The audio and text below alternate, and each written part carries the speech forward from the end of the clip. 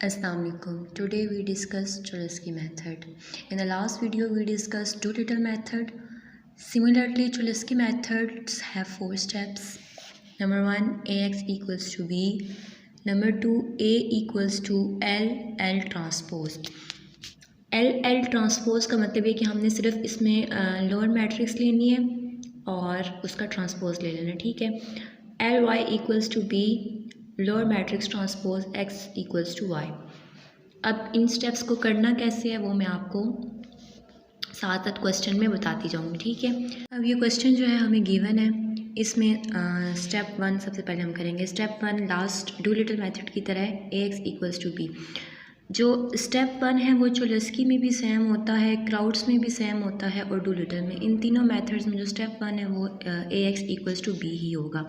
तो सबसे पहले ए जो है वो कोफिशिएंट्स हमने बाहर लिख लिए ए मैट्रिसेस में, वेरिएबल्स हमने एक्स मैट्रिक्स में रख दिए और कांस्टेंट को हमने बी मैट्रिक्स में रख दिया, ठीक है। स्टेप 1 जो है वो कंप्लीट है। स्टेप 2 है हमारे पास ए equals to L transpose.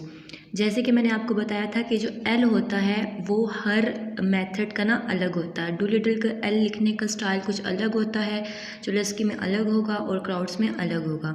L में जो हमारे पास चोलेस्की में जो हमारे पास एल होगा उसमें अपर ट्रायंगुलर जो मैं होंगी वो सारी ज़ीरो होंगी, बाकी हमने एज इट इज़ वेरिएबल्स के नाम लिख देने। बेशक आप A11 A21 लिखें, बेशक ABC जैसे भी आपकी मर्ज़ी आप लिख लें।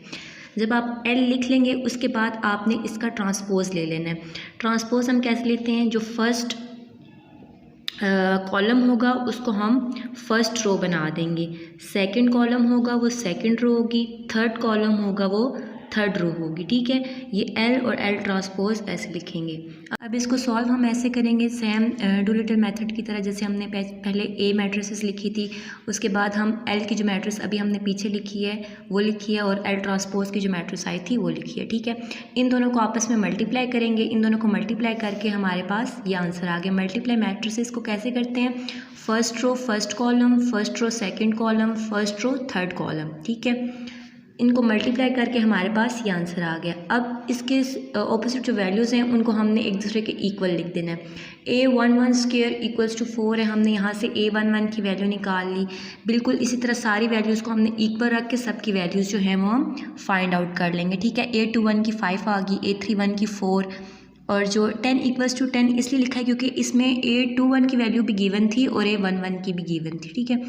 तो फिर इसी तरह A22 की भी लिखती है, A32 की 6 और नेक्स्ट आती है हमारे पास A33 की 3 वैल्यू आती है। जो हमने वैल्यूज़ फाइंड की हैं उनको हम एल में पुट कर देंगे। अपर ट्रायंगुलर सारी ज़ीरो आ जाएगी, बाकी A11 की वैल्यू 2, A21 की 5, A31 की 1 और 4 6 3 1 इस तरह लिख दिया। अभी जो हमने एल लिखा है इसी का हमने ट्रांसपोज ले लिया है। फर्स्ट रो को फर्स्ट कॉलम में लिख दिया है, सेकंड रो को सेकंड कॉलम में लिख दिया और थर्ड रो को थर्ड कॉलम में लिख दिया। हमारे पास एल और एल ट्रांसपोज की वैल्यूज़ आ गई हैं। जो तीसरा स्टेप है वो है L Y equals to B. Y तो हमें गिवन नहीं है, उसको हमने लेट कर लिया, वाई की वैल्यू आ गई y1 y2 y3। इसको हमने एल की वैल्यू ये जो हमें गिवन थी मैट्रिक्स वो हमने लिखी, वाई की मैट्रिक्स लिखी और बी की मैट्रिक्स हमने शुरू में लिखी थी वो लिख दी। यहाँ पे इनको मल्टीप्लाई किया आपस में तो ये जो है इक्वेशंस बन गई 3। 2y1 equals to 44, 5y1 plus y2 equals to 128 और 4y1 plus 6y2 plus 3y3 equals to 214। इनको सॉल्व आउट करके हमारे पास एक एक इक्वेशन को हम करेंगे सॉल्व और हमारे पास जो y की वैल्यू आती है वो 22, 18 और 6 आती है, ठीक है। स्टेप नंबर 4 में एल ट्रांसपोज की मैट्रिक्स, ये वाली जो मैट्रिक्स हमने एल ट्रांसपोज लिया था वो लिखी है, एक्स की मैट्रिक्स और वाई की ये जो अभी आई है ये लिखी है। इनको आपस में मल्टीप्लाई किया है, इन दो मैट्रिसेस को तो हमारे पास ये आया है। इसके बाद हमने इनकी 3 इक्वेशंस बना ली, इक्वेशंस को सॉल्व किया है, एक एक करके सॉल्व किया है और जो x1 की वैल्यू आई है वो हमारे पास -8 आई है और 6 आई है और 2 आई है। अब हमारे पास x की भी वैल्यू आ गई और y की भी आ गई है। अब ये जो x की वैल्यू आई है इसको हम क्वेश्चन में पुट करेंगे, क्वेश्चन हमारे पास गिवन है, इस क्वेश्चन में पुट करेंगे। x1 x2 x3 की वैल्यूज़ पुट करके 44 इस साइड पे आता है तो ये सेटिस्फाई हो जाएगी। इधर 1 to 8 इक्वल्स टू 1 to 8 और 214 इक्वल्स टू 214। जब ये हमारे पास क्वेश्चन सेटिस्फाई हो जाएगा तो इसका मतलब ये कि हमने चुलस्की मेथड बिल्कुल सही तरीके से अप्लाई किया है, यानी इसमें हमारी कोई मिस्टेक नहीं। अगर किसी के ये दोनों इक्वल नहीं आ रहे तो आपकी यकीनन कैलकुलेशन में कोई ना कोई मिस्टेक्स होगी या आपने कोई ट्रांसपोज वगैरह गलत ले लिया होगा, इस वजह से आपकी जो है वो एक्सेप्शन आ जाती है। ठीक है, नेक्स्ट वीडियो में हम सीखेंगे क्राउड्स मेथड। आपको हमारी वीडियो पसंद आई होगी, इसे ज़रूर लाइक, सब्सक्राइब और शेयर करें। नेक्स्ट वीडियो में हम आपसे मिलेंगे एक नए मेथड के साथ, तब तक के लिए अल्लाह हाफ़िज़।